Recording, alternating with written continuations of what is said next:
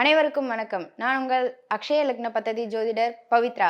நம்ம கூட இன்னைக்கு யார் இருக்கா அப்படின்னா, ஏஎல்பி அஸ்ட்ராலஜர் மகம் ஸ்ரீ குரு சத்யநாராயணன் சார் இருக்காங்க. வணக்கம் சார். வணக்கம்மா. நல்லா இருக்கீங்களா? நல்லா இருக்கம்மா. வாஸ்துவை பற்றி நிறைய கேள்விகள் இருக்கு, உங்கள்கிட்ட கேட்டு தெரிஞ்சுக்கலான் இருக்கேன் சார். இப்போது எந்தெந்த லக்னக்காரங்க இப்போ வீட்டில் வந்து பணம் எல்லாருக்குமே இப்போ பணம்ன்றது ரொம்ப இம்பார்ட்டண்ட்டாக இருக்குது. அப்போ பணம் வந்து எந்த இடத்துல வைக்கலாம், எந்த இடத்துல பணம் வச்சா நிறைய தங்கும், பணம் எங்கெங்க வைக்க கூடாது, அது குறிப்பிட்ட ஏதாவது லக்னங்கள் இருந்தா அதுக்கேற்ற மாதிரி சொல்லுங்க சார். உதாரணம், ஒரு லக்னம் வந்து ஸ்டார்ட் பண்ணியே நம்ம போயிடுவோம். நம்ம முக்கியமாக இந்த பணம் வைக்கக்கூடிய அறை அப்படின்ற ஒரு விஷயம் வந்து ரெண்டு விஷயத்தை பொறுத்து இருக்குது. நம்ம அட்சய லக்ன பద్ధதியில் வந்து பார்த்திங்கன்னா ரெண்டு விதமாக இதை சொல்லுவோம்.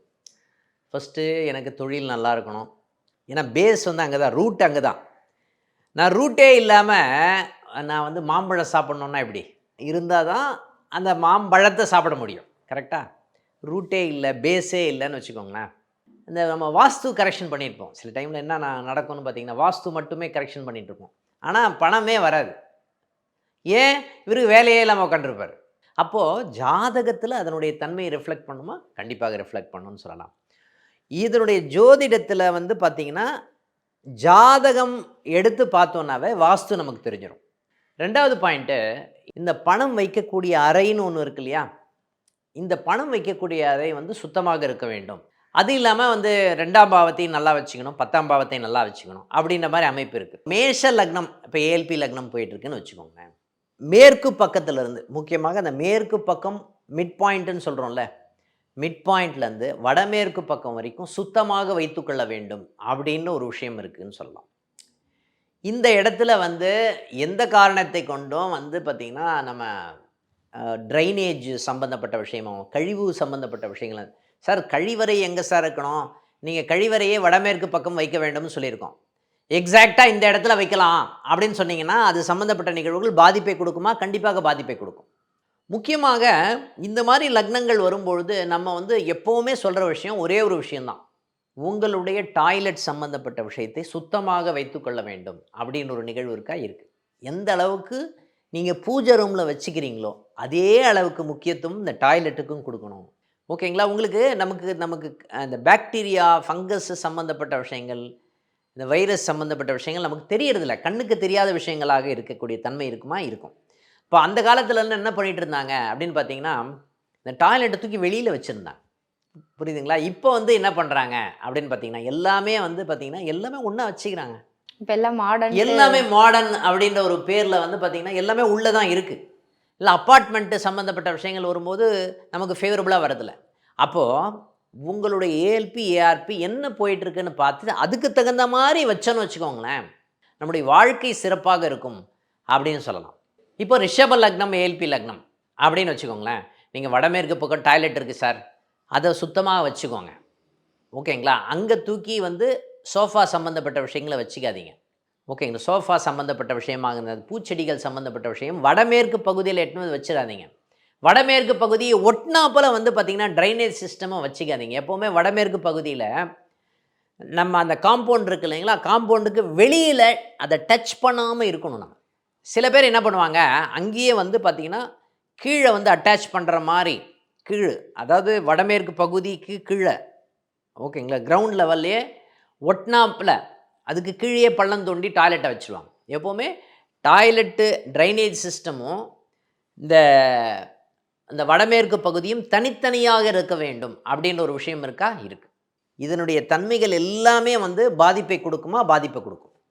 அப்போது எந்த இடத்தை சரியாக பயன்படுத்த வேண்டும், எல்லா இடத்திற்கும் எல்லா பொருட்களும் வைக்க வேண்டிய நிகழ்வுகள் அப்படின்னு ஒரு எல்லா வஸ்துக்களையும் சரியாக வைத்துக்கொள்ள வேண்டும். அந்தந்த வஸ்துக்கள் இந்தந்த இடத்துல தான் இருக்கணும் அப்படின்னு ஒரு நிகழ்வு இருக்குது, ஃபர்ஸ்ட் பாயிண்ட். ரெண்டாவது பாயிண்ட்டு, எல்லா வஸ்துக்களும் பயன்படுத்த வேண்டிய நிகழ்வுன்னு சொல்லப்படுகிறது நம்ம லக்னத்தை பொறுத்து தான் அமைகிறது அப்படின்னு ஒரு விஷயம் இருக்குது.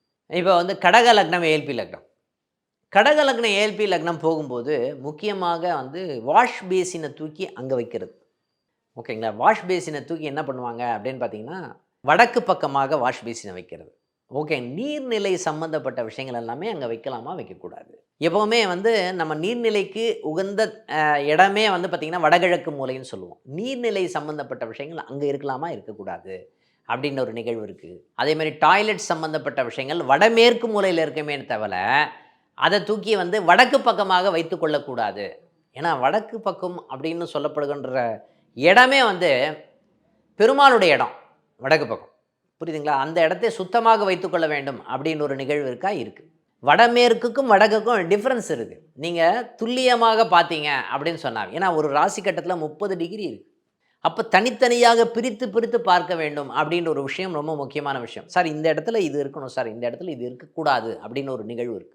அதை சரியாக அமைத்து கொண்டாலே நம்ம வாஸ்து சம்மந்தப்பட்ட விஷயங்கள் சரியாக இருக்கக்கூடிய தன்மைகள். பணம் சம்மந்தப்பட்ட விஷயங்கள் பாதிக்குமா? பாதிக்கும்னு சொல்லலாம். இப்போ ஏல்பி லக்னம் வந்து சிம்ம லக்னம்.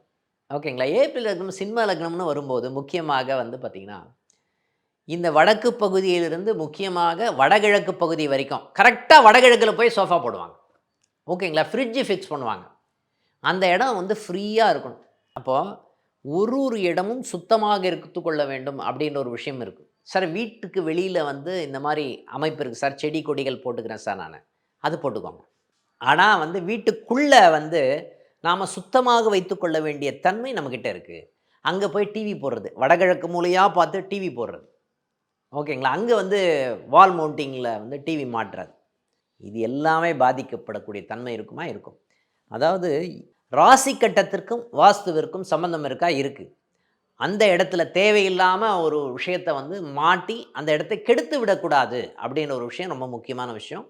அதனால் எந்த இடத்துல வைத்துக்கொள்ள வேண்டுமோ அந்த இடத்துல வைத்துக்கொள்ள வேண்டும் அப்படின்னு அர்த்தம். இப்போ உதாரணமாக நம்ம கன்னியா லக்னம் எடுத்துப்போம். கன்னியா லக்னத்துக்கு பணம் வைக்கக்கூடிய திசை அப்படின்னா கிழக்கு பக்கம் இந்திர திக்கு அப்படின்னு சொல்லப்படுகின்ற இடம் வந்து சுத்தமாக இருக்க வேண்டும். அதாவது முக்கியமாக அந்த அந்த திக்கை வந்து நம்ம பலப்படுத்த வேண்டும்.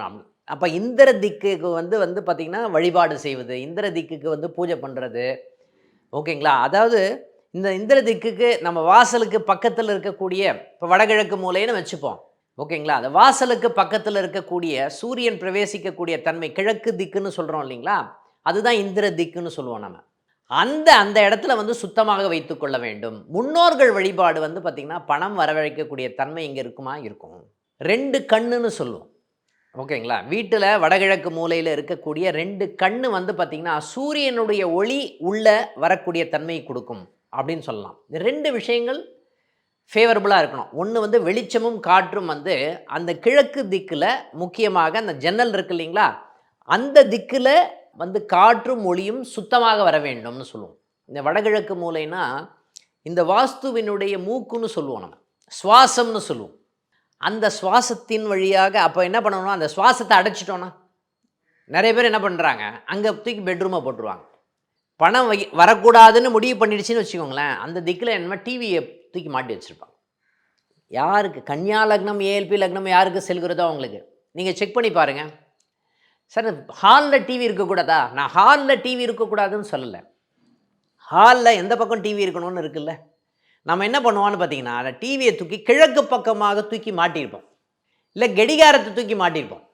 அப்போது யாருக்கெல்லாம் வந்து ஏஎல்பி லக்னம் கன்னியா லக்னமாக செல்கிறதோ, இல்லை அக்ஷய ராசி கன்னியா லக்னமாக செல்கிறதோ, இந்த இந்திர திக்குன்னு சொல்லப்படுகின்ற இடத்தை சுத்தமாக வைத்துக்கொள்ள வேண்டும். First point. 2வது பாயிண்ட்டு, வடகிழக்கு மூலையை சுத்தமாக வைத்துக்கொள்ள வேண்டும். அப்போது வாஸ்து சம்மந்தப்பட்ட விஷயத்தில் பணம் நல்லா வருமா? கன்னியா லக்னம் யாருக்கா போனதுன்னா இதை நோட் பண்ணி பாருங்க. அப்படி இருந்ததுன்னா அந்த வாஸ்து குறைபாடுகளை தீர்த்தரலாம்.